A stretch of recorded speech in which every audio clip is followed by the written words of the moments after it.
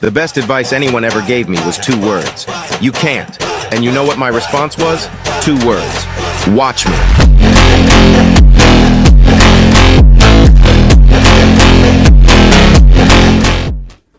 Welcome back. Thank you for joining us again here with Team Crossan, Why Not You, for our 5th episode. Good morning, Danielle. Good morning.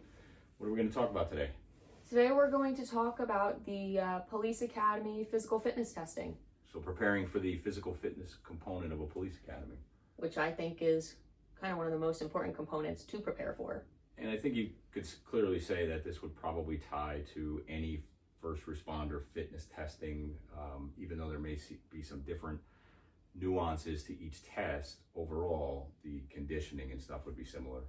Yeah, and I mean, you can even tie some of these exercises into bodybuilding when you're looking at your cardio component. A lot of these would be good for cardiovascular endurance. Certainly, and I think it's one of the most challenging aspects of the police academy training. Certainly there's, the learning component, which is important, but the physical fitness side is what they really try to drive home, because you just don't know what you're going to be faced with when you get out there on the job.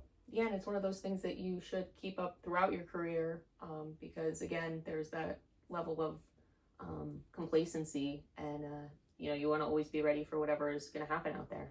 And this is a good topic right now with our different levels of experience, I think, because you can speak more recently to going through the academy experience. For me, we're talking about 30 years ago, but I can speak to some of the types of situations that happen during a career that make you realize the importance of that physical conditioning and staying, as close as you can into your top physical condition. Yeah, absolutely. And with the new changes with the Police Training Commission and some of the new components to the physical aspect, I can talk on that as well, and then you can jump in with your experiences. Yep, licensing, the changes that have come about, and probably all for the better, as we'll come to see. But I think as we talk about the physical fitness component and preparing for the the first responder fitness tests, we can talk about the fact that clearly it's very demanding, stressful. Yeah, absolutely. It's I think something that most recruits going into an academy are most nervous for, because they test you on that right away, and it's a pass or fail with a quick remediation, and then if you're not hitting those numbers at that point, you're out. And we talk now a little bit about experience and change, and correct me if I'm wrong, but when I started the academy, you just went up there day one and you started from there. Whether you were in shape, out of shape, once you got there, you developed into the shape they'd want you in.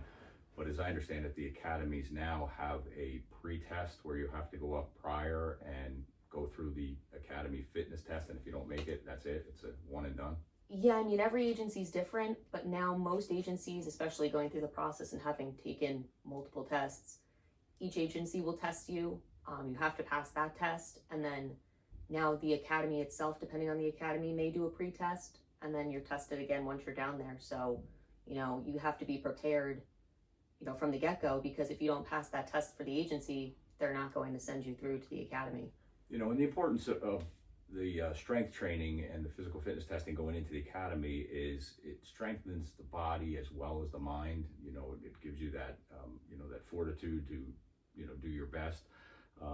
And it teaches you how to adapt and overcome, and we'll talk about how it evolves as you go throughout the academy. But it's also a tool that induces stress, and it's designed that way because you're going to face a lot of stress in your career, and they want to see if your mind and body can hold up. Absolutely. And I think getting into the components of the test nowadays, it's common knowledge. It's out there. Police departments are posting it. So you're really doing yourself a disservice if you don't go online and look at what, your academy or your agency is looking for from you. I know it varies from some departments, but for the most part, the physical fitness test is the same, at least in the state of New Jersey, pretty much statewide. Pretty standardized. So let's talk about how to approach it effectively. I think the first step or the first thing you want to do is understand the academy's physical fitness requirements. So whether you're testing at an academy or a particular department, sometimes the larger departments, depending on where you're located, do their own testing or pre-testing. What you want to find out is what's involved with that and what you need to know to be successful in completing that test. You don't want to go in there not knowing that you need to do push-ups or sit-ups or pull-ups or a particular exercise, and then all of a sudden they hit you with it. Like you said, the information's out there, it's available, the towns are sharing it, so you want to understand those requirements. Absolutely. And everybody seems to freak out when it comes to the physical fitness testing, but if you know it and you understand it and you prepare accurately, you'll have no problem with it. Absolutely. Let's talk about some of the common tests that we see in the physical testing components, whether it's a state police academy, municipal, corrections. They have some standardized testing. So let's talk about some of those. Well, I think the biggest thing in the testing that most people are nervous about is the run. I know the run is a 1.5 mile run, and I believe, if I'm not mistaken, if it's still this way, it's 15 minutes or less. Or 15:50 or less. It's somewhere in that 15-minute range. Yeah, it's, as long as you're preparing, there's plenty of time. The biggest thing I saw going through, and I hear from people training that I know are trying to go through now, is people just don't prepare enough for the run. They think they, can do it. They're like, it's one day, I'll give it everything I got and we'll see where it goes. But these are things that take time to get your body conditioned to, because what I want to stress as we go through here, and I don't want to get too far ahead of myself, but everyone looks at these as individual exercises that we're going to touch on here in a minute. And the difference is when you get to the academy or you get to that testing phase, it's not one exercise, then rest for a while, another exercise. You get about probably anywhere between 1 minute to 2 minutes rest, depending on the size of the group testing.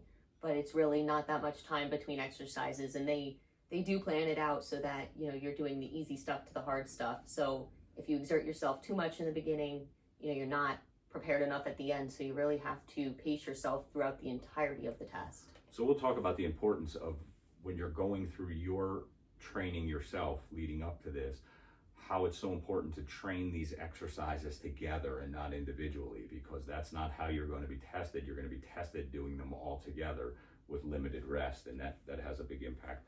So we're looking at basically a 1.5 mile run with a specified time. Then there's usually push-ups. Do you remember what the number of push-ups were for you? It would be 24 push-ups in a minute. You had a minute to complete them. The sit-ups is the next thing, which was 28 in a minute. My academy also had I believe it was a 300-meter dash. You had to complete that in, I believe, somewhere around the 70-something second range. Yeah, that sounds about right. I don't remember the exact time, but I remember the exercise. There's also the vertical jump, which you have to complete. You get about 3 attempts for that. And then depending on the academy, there could be pull-ups. I know we did an agility course. It wasn't for our first physical test, but we had a sequence of 3 different physical tests throughout the academy, and they all kind of changed with the exercises, but these core exercises were included in all of them. Yeah, and I remember, for our academy class, there was also some of the tests I had taken over the years involved the agility course or an obstacle course, where you had to get over a 6-foot wall or an 8-foot wall, depending on your academy. There were things obviously designed to slow you down, challenge your skills and your balance. So that's something else to consider. And just for people listening who don't fully know us, I think it's important to specify that we went to 2 different academies. Though you were a lot longer in the past, sorry to age you there, they were separate academies, so we do have separate experiences when it comes to our physical testing and different components of the academy. But in general, the dynamics are the same once you're in there, and the practice of how they put you through it is pretty similar. So yeah, we're talking just up front. These are the primary things you want to be focused on going in for that initial test. Now, that's not going to mean that those are the only exercises you're going to do throughout the academy. We're going to talk about that a little bit too. These are more the standardized testing that you'll be gauged on whether or not you pass, fail, or accepted into the academy to move forward.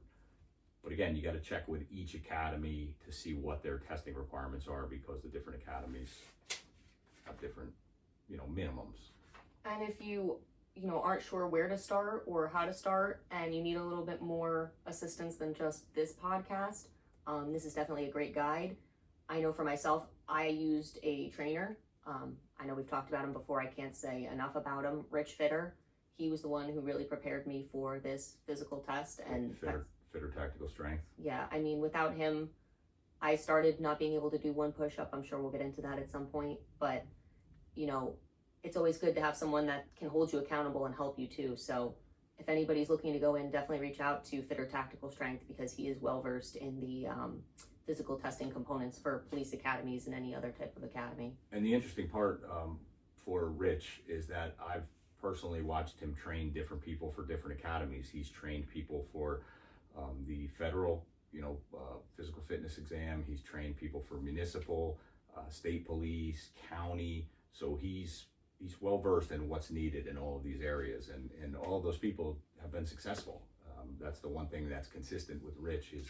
His plan for this is not just like most of us would come up with. I'll go out and run a couple days a week. I'll do a couple push-ups every night. I'll do some sit-ups.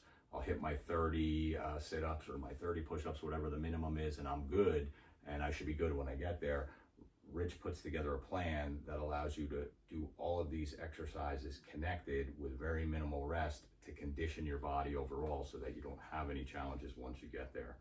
So again, we recommend check your websites for your departments or your academies that you'll be testing at, and that's where you'll be able to be sure of exactly what the testing component involves.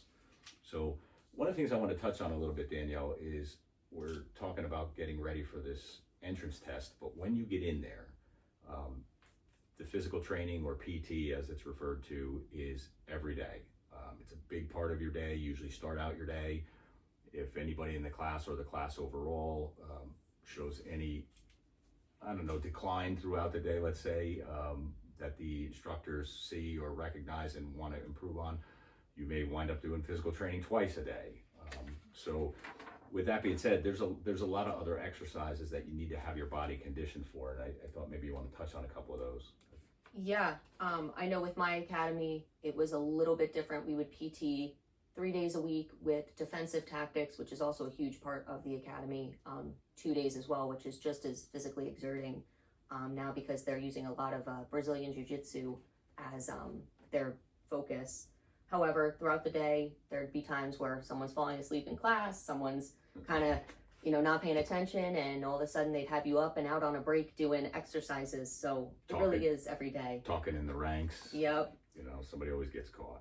So, some of these exercises are, familiar to most people. For some, if you're not, there's always YouTube videos you can look at if you're not entirely sure what we're talking about. But things like flutter kicks, scissors, bicycles, side planks, mountain climbers, squat thrusts. Oh yeah, I remember those well. One of the exercises I absolutely hated the most in the academy, they called them 8-count bodybuilders. It was like a mixture of a burpee with a push-up with a like mountain climber type thing, and oh my gosh, you'd have to do 8 counts of it 15 or 16 times, and that is very physically exerting.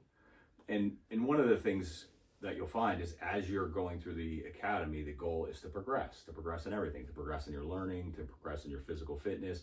So week 1, if you're fortunate, you pass the entrance exam, you get into the academy.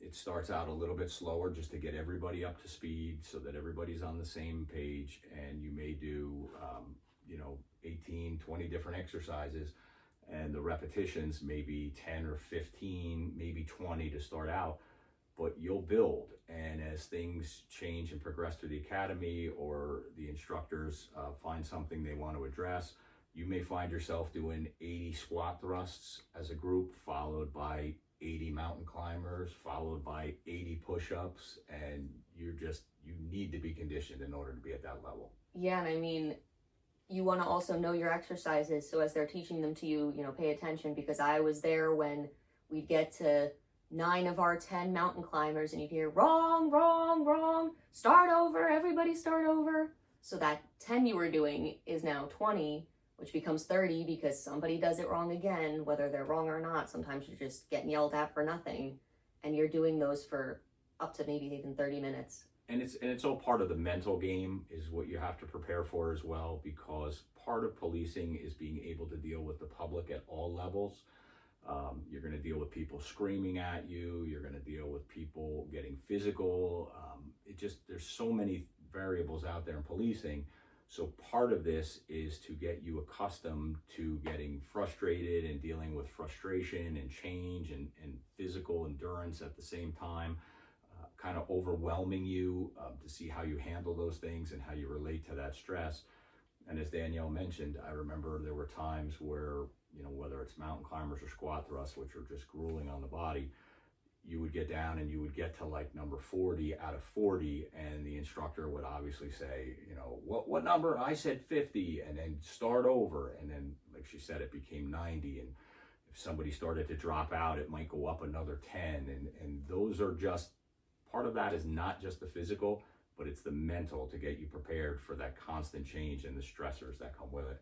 And you'll notice sometimes as those repetitions go up and you start working as a team, that mental component comes down a little bit. The instructors kind of give you a little breather. They see you're working together. So it's a real up and down throughout the whole academy of, you might get a really easy day and you're like, oh, it's getting better. And then the next day they're yelling at you again. So, you just got to remember it's a mental game and it's all for a purpose. And, if you're conditioned enough, stick with it and, you'll succeed. So let's talk a little bit about developing a structured workout plan. This is where I'm going to let Danielle talk a little bit about some of the plan that was developed for her specifically by Fitter Tactical Strength. That doesn't mean this is the only plan or the right plan for you. As an individual, it's based on your ability, it's based on your, an assessment of your strength and your conditioning, and it's designed to bring you along. But the one thing that's important is remembering that consistency is key. So you need to structure your training program to target the areas that are required by the academy, and especially areas that you find you're weakest in or you struggle with. And, for Danielle, I know she said it was push-ups. For me, it was running. And I can tell you some of the mistakes I made when I prepared for the academy is I didn't have a great understanding of the expectations. I got a lot of different stories from different people I knew in law enforcement. And again, each person's ability is different. So some thought it was much easier, some thought it was much more challenging. But my focus, I tried to prepare myself. So I would go out and do some runs on certain days, not knowing anything about what I should be doing to prepare for that endurance. So one day I may run a half mile. The next day I may have run, 3/4 of a mile, then another half mile the day after. I had no rhyme or reason. I just knew I needed to be out there getting my conditioning up. And I was continuing to go to the gym and trying to strength train at the same time and focusing more on that than I was my conditioning. And later on, it came back to hurt me.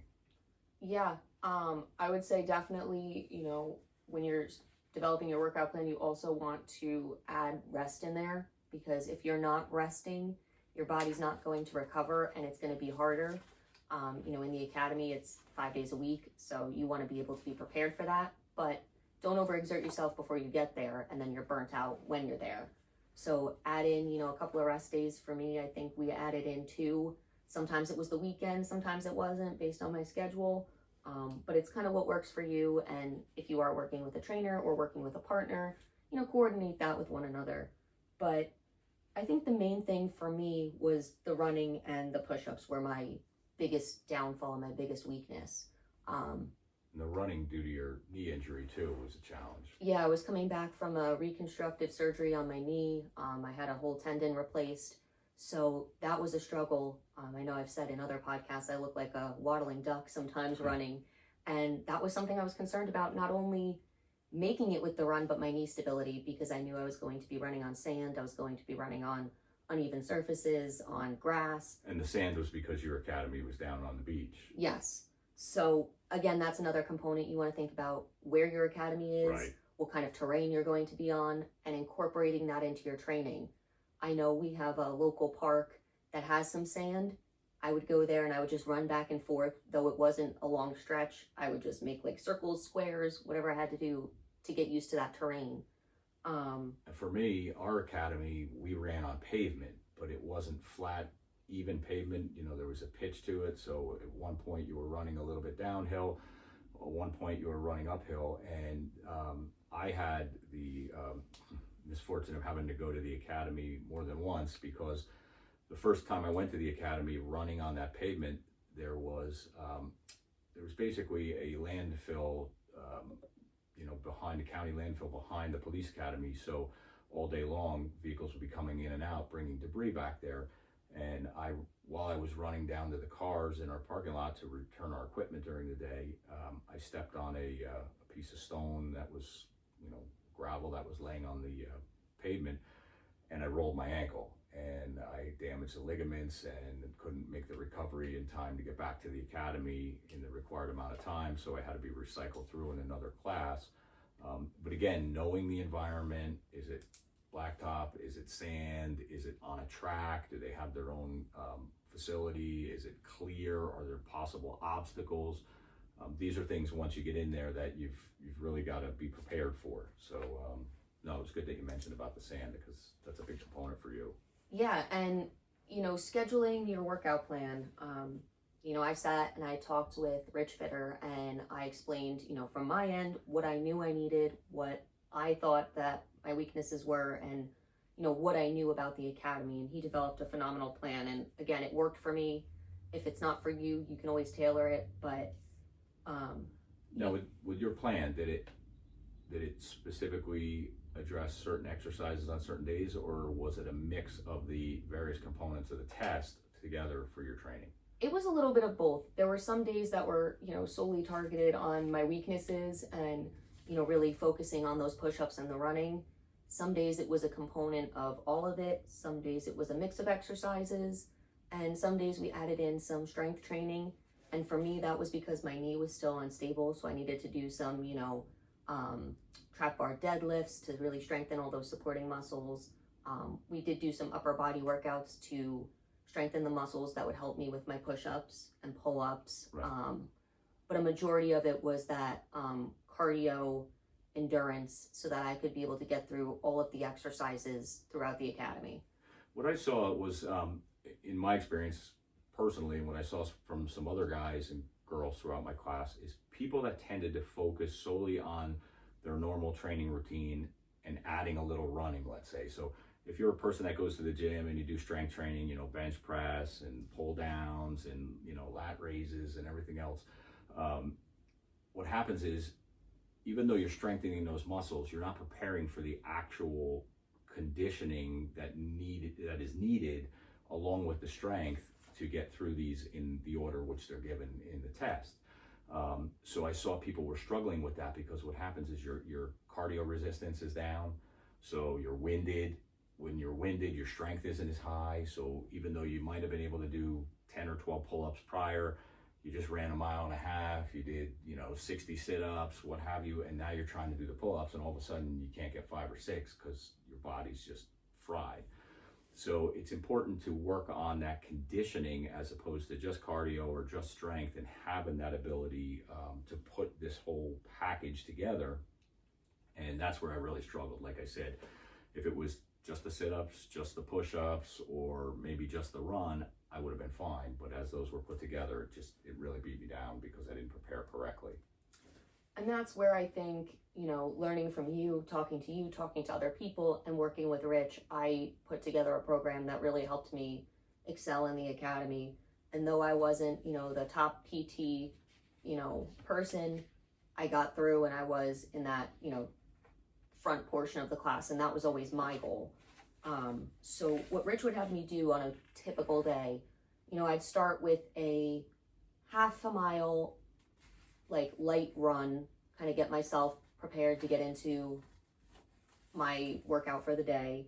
I'd come back, I would do push-ups, but I wouldn't just do the 24 that were needed for the test. He'd say, on this day, you're going to do 50.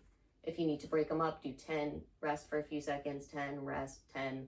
But my rests were no longer than 60 seconds. After that 60 seconds max, I had to get back into the push-ups to condition myself. Keeps you conditioned. And keep my heart rate up and keep moving. From there, I might do some sprinting. And if you're working out in a gym, if you're in a location where you can go outside and, sprint through a parking lot if it's safe, or behind a building. I know at the gym that we had at the time, there was a good way to run around the building. So that's where I would do all of my running, because you don't want to be stuck on a treadmill. Right. That's not going to prepare you for the terrain you're going to be on, for navigating and looking around and being aware of your surroundings as you're running, because that's very important in the academy as you're running in a group. you're not running, by yourself. You need to be able to pass people appropriately if you need to, or stay within that group, keep the pace. So running outside was, really important. Then I'd come back, I would do my sit-ups. Again, I wouldn't just aim for the 28. I would go for, probably around 50 or so, maybe more, maybe less, depending on the day and the programming. And then right after that, I'd go out, I'd do a run. Sometimes it would be the 1.5 miles. On a day that was just targeted more for running, the goal was always to be able to run 3 miles comfortably. That's the, number Rich and I came up with. If I can go into the academy running 3 miles comfortably, I'll be in a good spot to progress. Because in the beginning, you're running a mile, then it goes up to 1.5 miles, Right. then it's 2, and then you go up from there. I think we ended running about 8 miles, each, run day by the end. So if you can go in at 3, you'll be able to build yourself up and make those, longer mile runs, no problem. And that's important to remember, that you want to train for the unknown, really, because we had what we would call guest runners, guest instructors that would come in, and there were days I just cringed because you'd find out that the instructor that was coming in that day to take us on the run was a marathon runner, and you knew damn well you weren't going on a 1.5 mile run. Like you said, some of ours were 5, 8, 10 mile runs. And when you get into those length of runs, they're not around a track or, on a flat surface. You wind up going uphill, downhill, all different terrains. A couple times we come back through the woods. So as part of your training, it may be something you want to consider to incorporate those types of things into your training. And again, it's something you got to focus on setting a time for. You want to look at what your pace needs to be for that 1.5 mile run in the academy, and then try to work towards that pace, even if you're going uphill or off-road or something. And that's exactly what, Rich had me do. At first it was, I don't care how you get it, 3 miles, no stopping. I don't care how long it takes you to do it. Hit the 3 miles, no stopping. And then it was, okay, here's where we're at. Next time you run 3 miles, I want a minute less. And if you're training with enough time before you start testing, this will work. Now, if you're testing a little bit sooner, you can tailor your workouts, but you still want to be hitting the numbers past what you need to pass that test. And you just hit on something so important. I can't tell you how many times I've talked to people that have either failed a test or had to retest because they missed by a certain percentage and they were given an opportunity to retest. But the common theme I was finding is they were waiting too long to start training. If you know this is something you want to go into, this is a line of work you want to be in, you want to start taking, police or fire entrance exams for the academy, start today. Don't wait until the notice comes out or that you get the notice that the test is coming up in 3 weeks. You're not going to prepare in that short of a time. It's a lifestyle, it's a commitment you need to make if you want to do well. And just for example, for me, I've known I wanted to go into law enforcement since I was a little kid. So as I got older and I was in college and I knew this is it, I started, preparing. Unfortunately, had a knee injury, rehabbed that, and I would say probably about 2019 is when I really started getting serious about preparing. 2020 with COVID, I really took the opportunity of going outside for a run and preparing. So I really started fully in 2020, and I started testing in 2021, and I had no problems at that point. So I gave myself about a year. Everybody's physical fitness level is different, but I would say at least, 6 months to a year before you start testing is an adequate amount of time to build up that endurance and that cardiovascular ability. So many people, like I said, I've heard, limit it to, they're like, well, I have a month until the test comes up. I'm going to start running is what they'll say to me. Not enough time. No way. And what they don't account for in that month's time is the potential for inclement weather, schedule things happen, injuries, illness. Yeah, absolutely. And then next thing you know, out of that month, maybe they ran 5 times. And now they get to the physical fitness test. they miss the 1.5 mile run by, I don't know, let's even say a minute or less. They're frustrated with themselves because they realize, had I prepared just a little bit sooner, I would have passed and I wouldn't have to go back to the drawing board and start over again. And with that, I want to bring up something important, and I'm definitely going to touch on push-ups, but it goes for any of these exercises. Form is one of the most important things when it comes to the test. Absolutely. These instructors are down on the ground, they are counting, and they are making sure you're doing them to their standard. And so when you're taking the test, and whether it's the push-ups, the sit-ups, whatever exercise it is, you will hear no count, no count, no count, if they are not to the adequate form. So you may do 5 or 6 phenomenal push-ups, and then that 7th one you don't get low enough, and you'll hear 6, 7, no count, no count, 8, no count, no count. And right, and then to do 30 push-ups, you're doing 50 because you didn't get them right. I've had the opportunity over the years after graduating the academy and being involved in police work to get to know some of the instructors personally.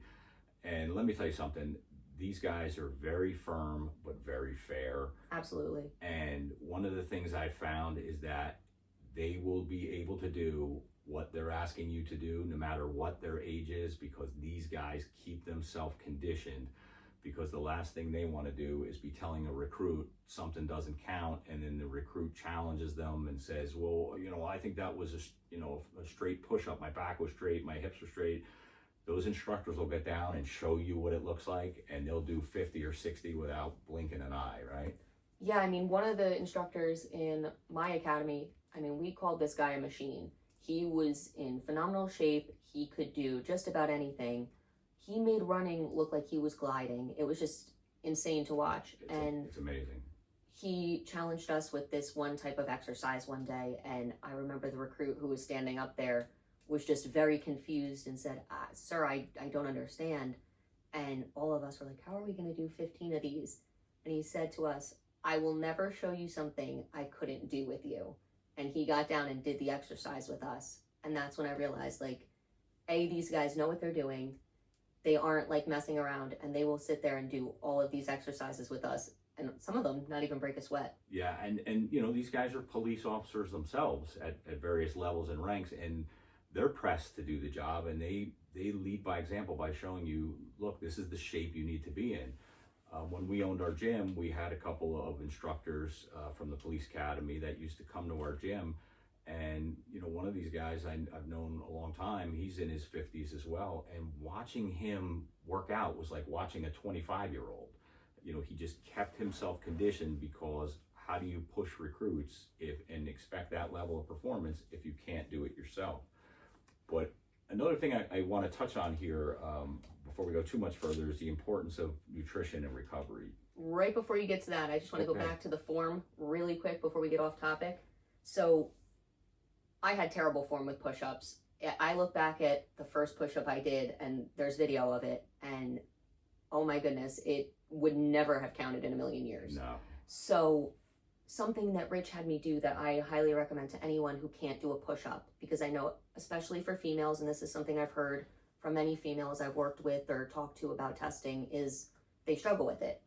And the first thing Rich had me do was take one of those yoga blocks. Yep, I remember that. Put it on the ground and touch it as I went down to do my push-ups. And he said... Touch it with your chest? With my chest, sorry.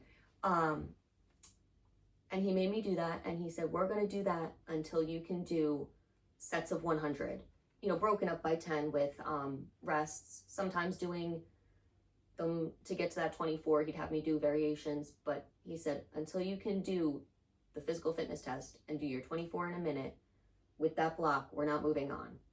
Once we did that, we started doing different variations. We would do all sorts of push-ups that he had me do. He had me do ones that he'd call like a clock. And every time I would do a push-up, I'd move my legs around like a clock in a circle. I did ones all the way down the turf. I do a push-up, move a step, push-up, move a step. And then when it came to the test, I hit those 24 no problem before the time. With gas left in the tank. And I was still going. And I remember when I took my first physical exam in the academy, I looked at my score sheet and it said 30. And I was just stoked, because I was like, not only did I hit my 24, but I still kept going. Exceeded it, right. So definitely, different variations of push-ups, different intervals, different amounts. Don't just go for that 24 and be done. But I do recommend every 2 weeks putting yourself through the test and seeing your progress, because that'll help you gauge when you're ready for that test. And again, remember, it's very specific when you get there with the instructors. Like Danielle was just talking about the push-ups. A lot of times they'll sit next to you on the floor. They've got their fist on the floor underneath. They tell you to come down and touch their fist. And you'll think you are because you'll feel your shirt touch it and push up a little bit. And they don't count that particular one because they want to feel, the bone of your chest touching their fist. So you got to be prepared to go the whole way with everything. There's no cheating this process. But let's go back again to nutrition and recovery. You were talking about the importance, obviously, of recovery and rest on the body. We beat that every session, whether it's bodybuilding, whatever you're training for, your body needs to recover. And nutrition's important. Again, everybody's different. We're not here to, just give out nutrition advice because what applies for me wouldn't apply for Danielle, depending on what goals you need to reach. But one of the things you want to focus on is maintaining that healthy, balanced diet, prioritizing that protein intake, for muscle recovery. Obviously need the carbs for energy, and some, healthy fats for overall health, good fats, not bad fats. And hydration is key. Absolutely. Especially with the running. Another exercise you'll face when you get in the academy usually is jump rope. We did a lot of jump rope. Yep. So your body has to get used to that constant movement, that constant conditioning, and you have to keep it properly hydrated. I know we would get breaks very quickly. I mean, sometimes you had to run to get that drink. And absolutely, you had to run to fill up your bottle, or you always wanted to make sure your bottle was filled any break you had. And again, some of it is going to be the head games associated with it, where you may run to get that drink, and as soon as you fill your bottle and you're about to take that first sip, they call the break over, and you're not able to get that drink. And they do it on purpose to see how you can adjust, because when you're out there in the field someday, you're not going to get that meal, you're not going to get that drink, things are going to come up and happen, and you have to know that you can deal with those things. So focus on your nutrition, make sure you have that dialed in. I can't tell you how many people I've seen over the years or talked to, or even when we owned the gym, that were telling us they were training for physical fitness tests, and then you'd see them coming in or leaving and stopping at the McDonald's on the way out, and some of the stuff you'd see them consuming. And even when I would ask them, sometimes I'm like, bro, I just saw you leave the gym and then you swung over to McDonald's. What were you doing? And they're like, well, I worked out really hard. I ran, I did this or that. It was no big deal. I just got a cheeseburger. I was really hungry. You don't want to set yourself back. Yeah, because then you just kind of undid all the work you just put in. And more.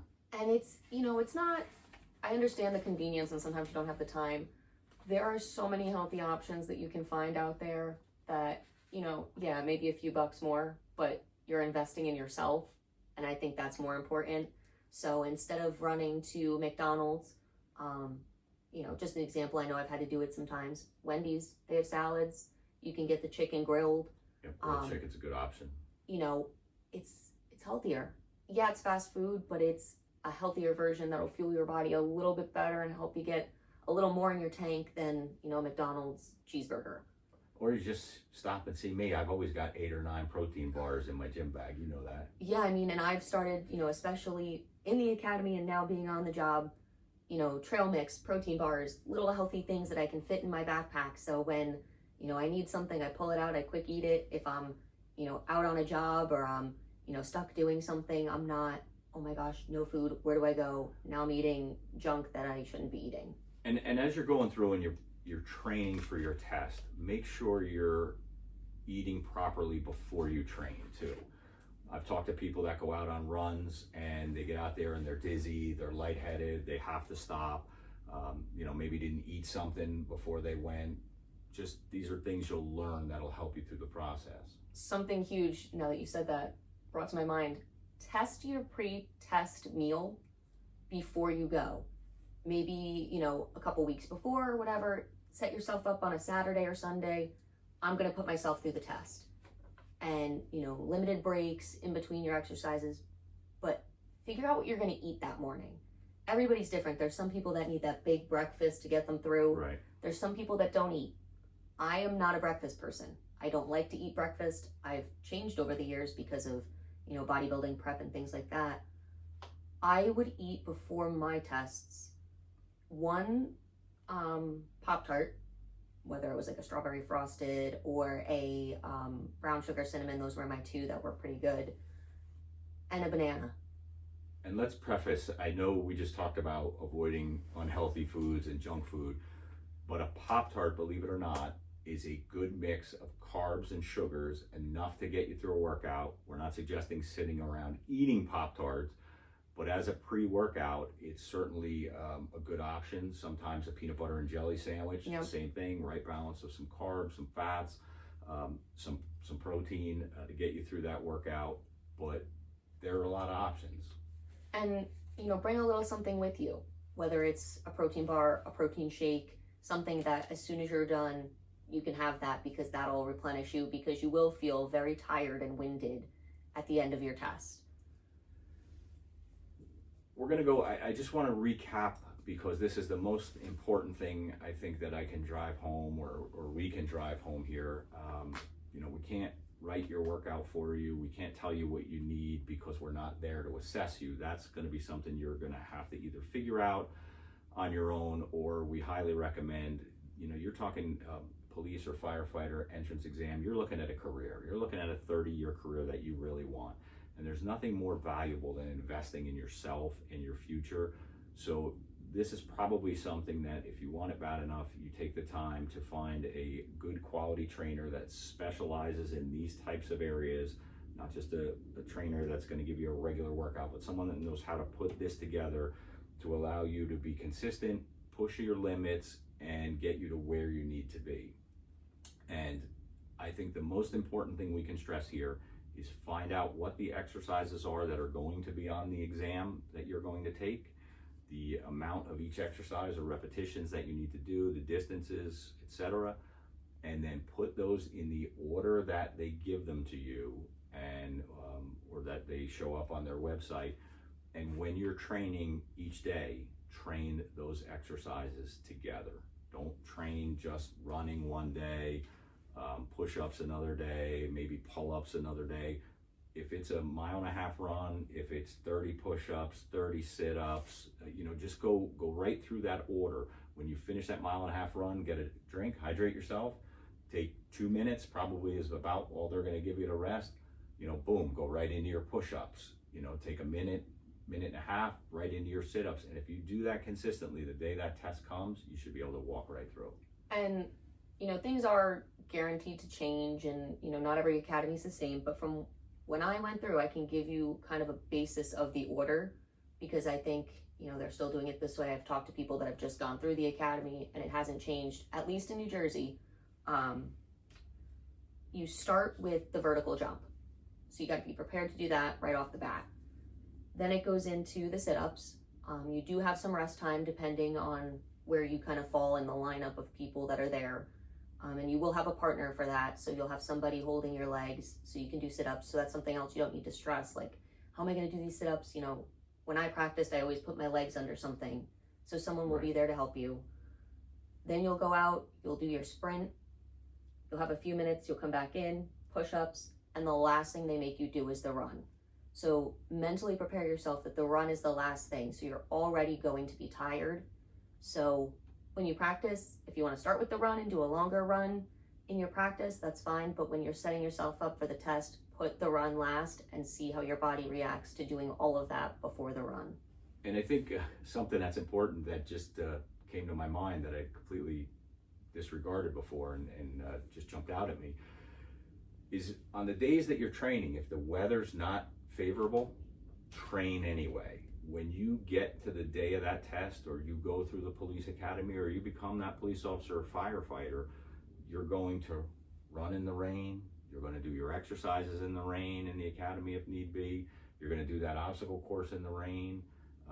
Don't let the weather slow down your training, and it's actually going to help you if you train through those elements, because if you're faced with them, you have to deal with them.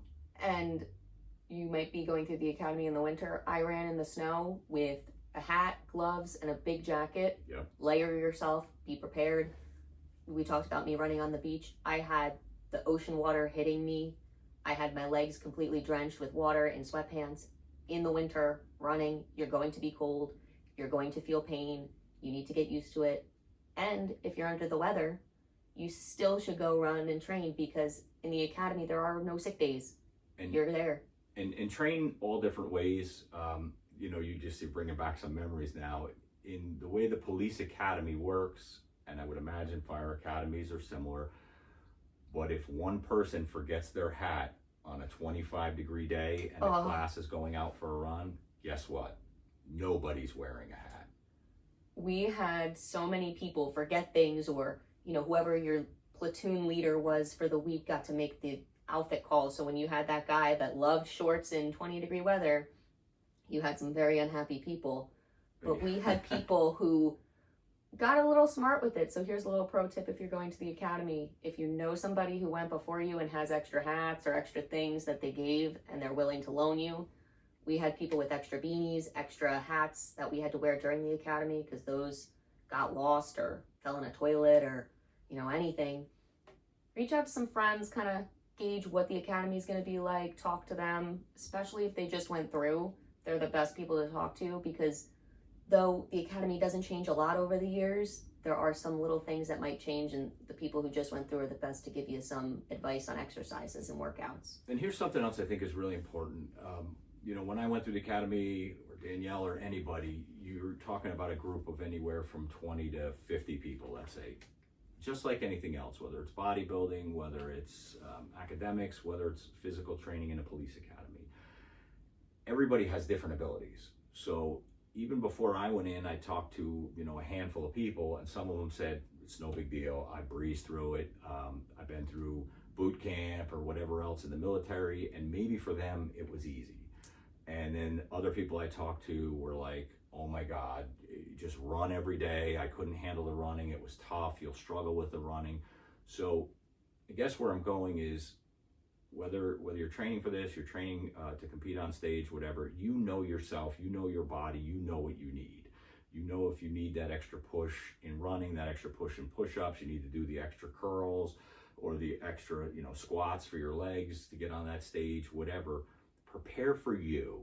Ask people for their advice as to how it was, so you know the expectations of what you need to have with you, but prepare for yourself how you know you are mentally and physically, because it's really you against you out there, not the class. It's a matter of just graduating, getting through, and getting that career that, you know, you've been trying so hard to achieve.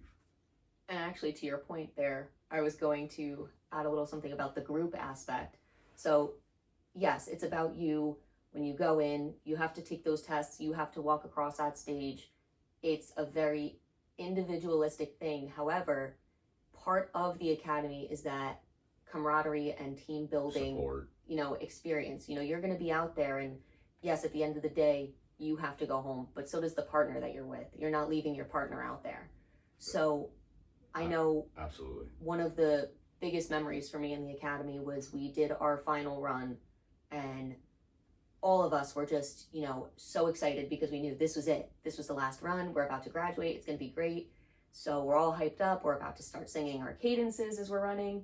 And the instructors go, you have whatever it was, X amount of time to finish it. And whoever doesn't finish, you're going to be doing extra PT while everybody else gets to go in and, you know, get a break or whatever. And I remember we were running and we were coming up on the end, and there was one recruit who was very, very far behind. And we all made the collective decision of, hey, listen, if they're going to make us do extra PT, we're all going to do it. We're a team. Yep. At this point, we're all graduating. We're all getting through that finish line. We're doing it together. And we all looped back and we let that recruit lead us. And we said, on you, on your pace. And we all followed. And I remember the instructors were just so proud of us for that, you know, I think they cut us loose for the day after that. They said, you know what? You guys go rest. We'll see you tomorrow, you know, and have a good day. And so sometimes it's that help your friend, you know, don't hurt yourself in the process, but help build someone else up, because that person next to you might need that push to run a little faster or get that last push up. So, you know, remember to help those around you as well. Yep, everyone has those challenges, and we all have those days. You know, some days are better than others, but, you know, teamwork's what it's all about. And don't be afraid leading up to testing to try to find a partner that you can work out with. It certainly helps you push each other. Certainly helps you hold each other accountable, just like bodybuilding or anything else. It's easier sometimes to run that 1.5 miles or the 3-mile practice run, getting ahead of it with somebody else with you. Clearly it helps when you're doing push-ups and sit-ups because you can count for each other. You can make sure the exercise is counting the full rep. So don't be afraid to go out there and partner up with somebody else that you see at maybe some of these tests that's trying and struggling themselves. That's very helpful. Yeah, I mean, I did that in the runs when I was in the academy. I would find somebody in front of me that I knew was a decent runner, and I'd say, okay, I'm going to pace with them. I'm going to follow them. I'm not going to lose them. And that was my mentality to get through. I didn't really have a partner when I was preparing. I had a coach who was great and would push me, but I didn't have that person next to me that was running with me, so I had to push myself. But when I got there, at every test, I'd find someone that was towards the front, and I'd stick with them the whole run so I didn't fall behind, and that's helpful. Yep, absolutely. And like I said, consider some kind of personal trainer or coach that can get you through this, and make sure it's someone that has some background and familiarity with these types of tests. If you're looking for someone like that, again, we strongly recommend Rich Fitter at Fitter Tactical Strength. You can find him on Instagram and Facebook. And Rich has, like I said, worked with people from federal academies, state, county, municipal. So he's well-rounded and certainly someone, if you're looking for someone, that would be very helpful and could get you there. But thank you for joining us again for this episode. And as we always like to say, if we can do it, Why not you? Why not you? Thank you.